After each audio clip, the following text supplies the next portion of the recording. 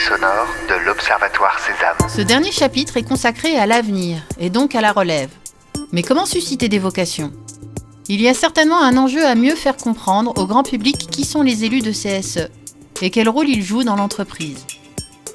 Nous constatons aussi que les syndicats et les instances représentatives du personnel souffrent de leur image, souvent par méconnaissance de la fonction. Comment donner envie et préparer la relève ? Chapitre 3. Susciter des vocations. Donc mon troisième temps, c'est la volonté d'essayer de réfléchir ensemble à comment est-ce qu'on fait pour faire venir des gens avec vous, des gens avec nous. Alors il y a plusieurs éléments, 3 éléments sur lesquels qui me paraissent importants.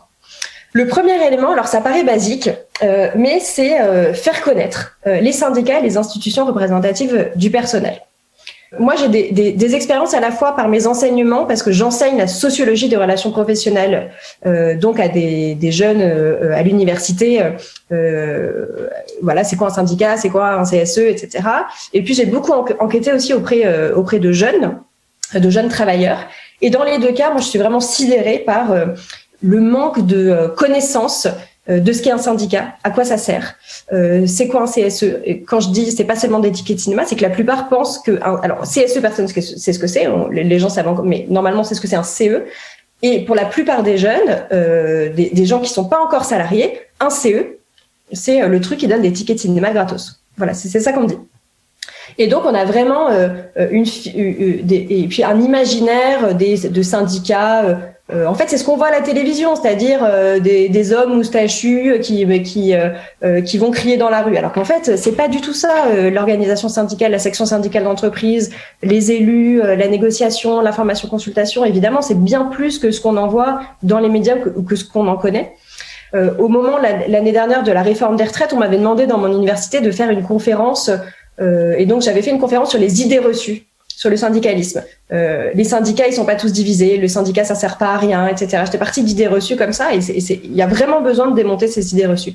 Deuxième élément, alors ça, vous l'avez peut-être vous-même vécu dans vos carrières syndicales ou dans vos carrières d'élus. Très souvent, on voit qu'il y a un effet, je dirais, cumulatif des engagements.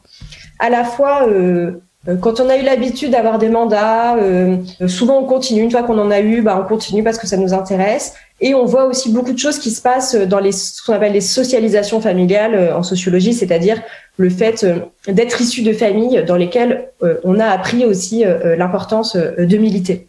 Donc je vous donne rapidement 2 exemples sur ces socialisations. D'abord un premier exemple sur la transmission professionnelle.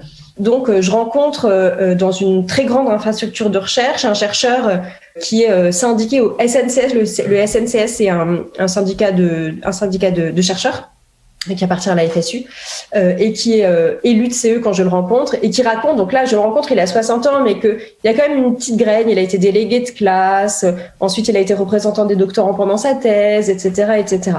Donc là à nouveau il faut implanter la graine, c'est-à-dire que ce qui va nous pousser, c'est qu'on va être sollicité, etc., mais il faut quand même avoir une petite graine au départ. Cette petite graine, elle vient aussi beaucoup des transmissions familiales. Troisième élément que je voulais mettre en avant aujourd'hui, c'est l'importance de ce que j'ai appelé le compagnonnage et qui va être de plus en plus difficile avec le passage au CSE. Ce qu'on voyait jusqu'à présent, c'est que la plupart des élus, ils rentrent dans la carrière, entre guillemets. Vous n'avez pas réagi sur ces termes, j'avais peur qu'ils vous fassent réagir, mais peut-être que vous voyez bien qu'il y a des vraies carrières d'élus, des vraies carrières syndicales. Ils rentraient comme avec des mandats de délégués du personnel, qui sont les mandats qui sont les plus proches du terrain, les plus accessibles. Je dirais pas les plus faciles parce qu'il y a une complexité à chaque forme de mandat, mais qui sont en tout cas ceux qui, voilà, c'est vraiment par ça qu'on rentrait dans la carrière. Aujourd'hui, on va rentrer dans la carrière comme élu de CSE avec des questions économiques, des questions de santé, des questions qui sont beaucoup plus complexes. Par ailleurs, aujourd'hui, dans le CSE, la plupart du temps, on n'a pas de suppléant. On rentrait aussi très souvent suppléant, on faisait un peu ses armes aux côtés du titulaire. Et puis, on devenait titulaire au mandat suivant ou 2 mandats après. Et donc, j'ai par exemple travaillé sur la manière dont ils font ça, dont ils compagnonnent chez Solidaire, notamment en travaillant sur des jeunes élus chez Solidaire.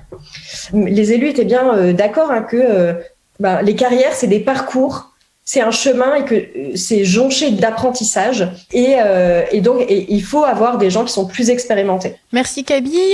Fabrice, quelques retours sur le chat? Oui, plus des retours sous forme de contribution. Beaucoup de questions sur l'articulation charge de travail, temps de délégation. Certains internautes sont prêts à aller faire de la pédagogie dans les établissements scolaires, mais quid du temps de délégation. Et puis des questions plus autour de la perception de l'action syndicale. Un participant nous précise que c'est souvent dans des contextes difficiles, notamment lors de PSE, que les salariés perçoivent l'intérêt de l'action syndicale. Et puis une deuxième contribution sur la valorisation de l'action des élus, qui, selon certains internautes, n'est pas assez mise en avant. Donc montrer le côté positif de l'action des élus. Alors évidemment, la question de la délégation, elle est centrale. Ce que je vois sur le terrain, et je pense que c'est ce que vous vivez, c'est que quand on veut bien faire son travail d'élu, à moins que vous fassiez partie de très grosses entreprises qui ont signé des très bons accords, la plupart du temps, on n'a pas le temps. C'est très souvent quelque chose qui se fait à la fois sur le temps de travail et sur le hors-travail. Et d'ailleurs, on revient à ce qu'on disait sur les femmes. C'est aussi pour ça que les femmes, elles ont du mal à s'engager parce que elles ont un petit peu moins de temps libre que les hommes, même si on n'a pas forcément envie de faire ça pendant son temps libre, que ce soit des hommes ou des femmes. Ce qui est compliqué du point de vue du grand public, on ne parle des organisations syndicales effectivement qu'au moment de conflit. On les voit effectivement pendant des PSE, quand il y a des conflits, et on les voit au moment des conflits nationaux. Donc les grandes manifestations, les grands cortèges, les grands conflits sociaux, etc. Et en fait, moi je suis sidérée par le fait qu'on a l'impression, la plupart des gens pensent que les syndicats, ils sont dans l'opposition. Et donc moi j'aime bien rappeler ce chiffre qui est que dans les entreprises, vous avez, quel que soit le syndicat, entre 85 et 90% des accords qui sont signés. C'est-à-dire qu'ils sont, on conclut des accords, on négocie, on conclut des accords, on s'entend avec la direction. En fait, dans les entreprises, ça veut pas dire qu'il y a pas de conflit, ça veut pas dire qu'il y a pas des négociations un peu tendues, mais la plupart du temps, on arrive à un accord. Et en fait, ce qu'on voit, ce que voient les gens à l'extérieur, c'est seulement les moments où vous êtes en conflit.